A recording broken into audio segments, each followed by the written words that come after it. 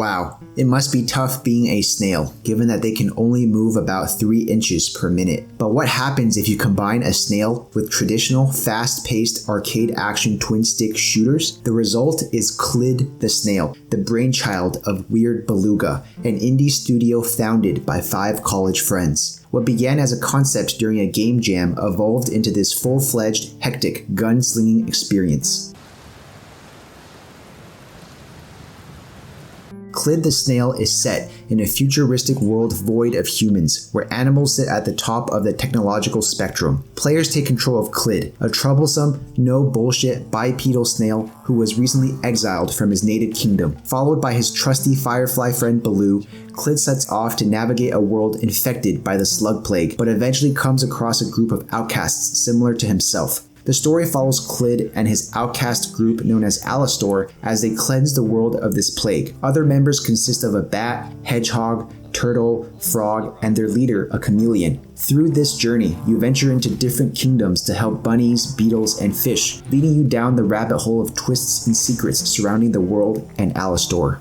As an anthropomorphic snail, you have access to an arsenal of weapons, including a double-barrel shotgun, flamethrower, and even a poison grenade launcher. In addition, there's a wide variety of shells to equip. After all, you are a snail, not a slug. The idealized snail shell is actually a logarithmic spiral named after Fibonacci, but for some reason, our friend Clid here is named after the famous Greek mathematician Euclid. These shells can launch swarms of missiles off your back, chain lightning bolts to your enemies, or create an indestructible shield around you. Despite being a twin-stick shooter, Clid the Snail is a bit slower paced than traditional titles of the genre, and for good reason. Some moments contain remnants of bullet hell shoot-'em-ups that require you to dodge and position methodically instead of shooting aimlessly. To provide a break from the mayhem, there are also environmental-based puzzles to test out that snail brain of yours. These puzzles require you to shoot switches, disable lasers in a specific order, or roll on rotating platforms to get to the other side. However,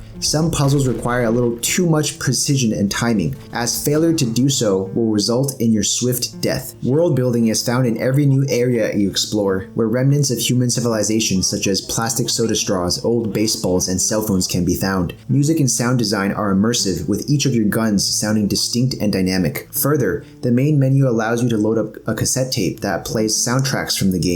These little Easter eggs show Weird Beluga's great attention to detail and appreciation for music. However, voice acting takes a dive in the sound department as characters speak in an indecipherable tongue that sounds both low quality and awkward. Visuals appear detailed, with the exception of a muddy, foggy mist hovering over most of the world, making it tough to decipher objects on the screen, especially in combat. A game with such an engaging entrance is not without faults, 2 of which work together to make the experience more frustrating than enjoyable. You see, Clid the Snail suffers immensely from artificial fake difficulty. Yes, you'll die many times and there are no optional difficulty levels. This wouldn't be a problem, but the game bombards you with endless waves of overpowered enemies. These foes practically rain on you as you are often forced to point defend against groups of mobs. For a game that isn't marketed as a hardcore shooter, Clid the Snail punishes you for no reason and with no reward. In addition to the unbalanced enemy design, there is also an absence of invincibility frames. Clid has the ability to dodge roll, but is practically useless as you still take damage if you roll the moment an attack is about to hit. Unfortunately, there is no New Game Plus, and your current save file will be erased after you complete the game, forcing you to restart if you want to play through it again. The game is also fairly linear, with some optional areas to explore for resources to upgrade your permanent health or unlock new shells. However, once you leave an area, you have no way of returning unless you start a new playthrough. It would be awesome if the developers would consider adding more replayable features in the future for players that want to hop right back into the action or revisit areas for missing collectibles.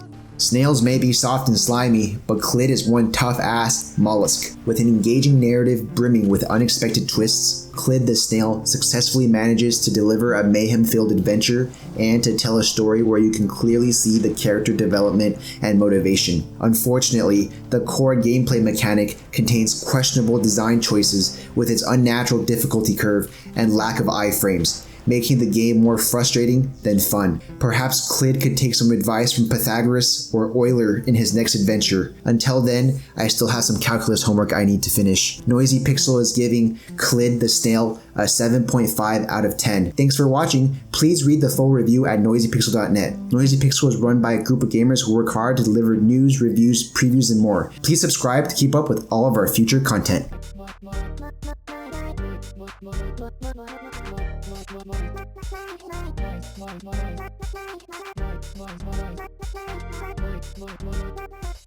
Noisy Pixel.